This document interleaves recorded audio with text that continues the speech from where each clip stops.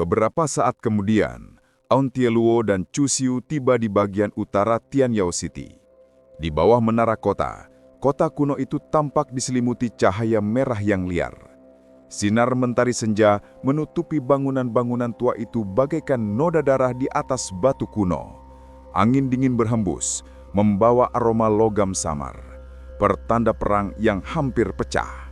Chu Xiu menatap bulan darah di langit dan bertanya ragu. Ada apa dengan Blood Monster? Di saat yang sama, di sudut gelap di bawah bayangan bangunan, sekelompok orang dengan mata tajam seperti binatang pemburu tampak sudah tak sabar. Seorang wanita bermata tajam berkata pada 3 Sand King di dekatnya, "Tahan dulu, tunggu, tikus-tikus itu akan segera datang ke sini." Bagi mereka, ini bukan sekedar pertempuran, melainkan perburuan besar yang menegangkan. Di mata musuh mereka sedang ada pertarungan antara Sand King dan kuasi Emperor Hari Taisu. Tatapan Lord Jin Yuan berubah dingin, auranya menyebar saat ia marah. Tikus-tikus itu, semua orang ingin memanfaatkan kesempatan ini untuk membawa pergi Liu Hongyi. Tapi tunggu dulu, jangan habisi semuanya, sisakan beberapa. Lord ini akan menyiksa mereka sampai puas. Dari kejauhan, Auntie Luo dan Chu Xiu berdiri memperhatikan. Chu Xiu mengkeriting. Bagus, keempat Sand King itu sedang menunggu mangsanya, meninggalkan mereka yang bermimpi memanfaatkan situasi untuk merebut rahasia yang dipegang Liu Hongyi. Ia menyeringung sombong dan berkata pada Auntie Luo, "Kalau kau tiba-tiba muncul sekarang, kira-kira apakah mereka akan ketakutan sampai mati?" Namun di mata Auntie Luo, kesombongan itu tak lebih dari upaya menutupi sedikit rasa takut yang samar. Ia tersenyum tipis dan berkata, "Tidak penting apakah mereka takut atau tidak. Yang penting, kau mungkin akan dalam bahaya. Kalau kau tak takut mati, aku bisa mencobanya." Si ungu bilang, "Kau suka hal-hal yang berbahaya." Chu Xiu sempat terpaku, keringat dingin menetas di dahinya. Kegelapan semakin pekat seiring tenggelamnya matahari di balik menara. Angin meraung di lorong-lorong sempit Tianyao City, membawa hawa mematikan. Langkah tergesa para pria berjubah hitam bergema di sepanjang jalan. Tatapan mereka sedingin baja.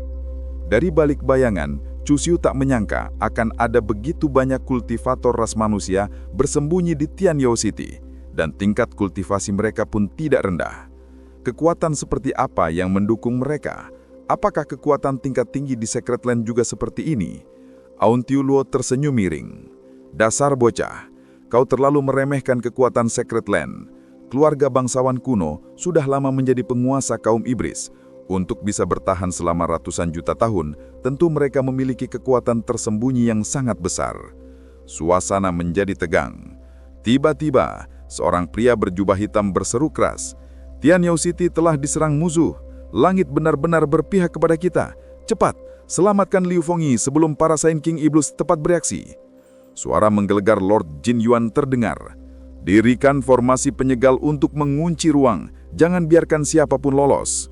Chu Xiu berpikir dalam hati, "Aku benar-benar beruntung. Untung saja aku membawa Auntie Luo." Auntie Luo bertanya lembut, "Kenapa? Kau belum mau bergerak?" "Tunggu sebentar lagi," jawab Chu Xiu. "Kita amati dulu." Ruang yang tersegal itu kini seperti tirai yang menutup seluruh kelompok berjubah hitam. Seketika mereka semua gemetar ketakutan. Para Sand King muncul di udara, dan para pria berjubah hitam pun sadar bahwa mereka telah dijebak. Lord Jin Yuan mengaung marah. "Tikus, kalian berani bermain racun di depan Lord ini? Bagus, sangat bagus. Akan kubakar kalian sampai jadi abu." Ia akan bertindak. Tetapi pria berjubah hitam yang disebut semua orang sebagai Master Fong melangkah maju dan berseru lantang, "Lord Jin Yuan, tunggu sebentar. Apakah para Sand King tidak penasaran mengapa kami mati-matian menyelamatkan Liu Hongyi? Para Lord, masalah ini berkaitan dengan langit di luar sana, Heavens Beyond." Udara mendadak membeku. Tatapan tajam para Sand King tertuju kepadanya. Lord of Thousand Faces merasa yakin memang ada rahasia besar yang dibawa Liu Hongyi. Auntie Luo juga bertanya ragu, "Bocah kecil, apakah kau tahu apa yang sebenarnya dibawa Liu Hongyi?" Chu Xiu menggeleng. "Tidak, aku hanya memiliki 2 batu prasasti yang mencatat sebagian informasi tentang Heavens Beyond, tapi aku belum sempat mencari tahu apa hubungannya dengan Hongyi." Semuanya terdiam. Rahasia besar itu bagai percikan api yang menyalakan keserakahan di hati semua orang. Melihat reaksi mereka, senyum Master Fong merkah. Para Lord, apakah informasi ini bisa menebus nyawa kami? Permintaanku sederhana, biarkan rekan-rekanku pergi. Aku akan tinggal dan memberitahukan semuanya. Baiklah, kata Blood Demon dingin. Tetapi sebelum itu, aku ini akan memastikan apakah kau berbohong. Bicara di depan cermin. Jika kau berbohong, cermin itu akan pecah. Master Fong berdiri di depan cermin dan berkata dengan percaya diri. Ada informasi tentang Heavens Beyond yang disembunyikan oleh Liu Hongyi. Begitu ucapannya selesai, cermin itu langsung pecah. Pupil Master Fong mengecil. Ketakutan. Tidak mungkin. Aku tidak berbohong. Lord Jin Yuan langsung murka. Keparat. Berani-beraninya kau menipu kami. Di dalam ruang kosong itu, Chu Xiu menyeringai dingin. Ingin mati demi tujuan besar, semangat pengorbanan yang bagus. Sayang sekali, kau tidak hanya mengorbankan dirimu sendiri, tapi juga menyeret Hongyi. Kalau begitu, mati saja di sini. Chu Xiu menundukkan kepalanya ke pelukan Aun Tiuluo dan menarik napas dalam-dalam. Untung saja, Aun Tiuluo lebih dulu menghancurkan cermin itu, menjadikan pernyataan tadi sebuah kebohongan. Aun Tiuluo menatap kepalanya dan mengangguk. Setelah kita menyelamatkan Liu Hongyi nanti, aku ingin tahu apa sebenarnya yang disembunyikannya.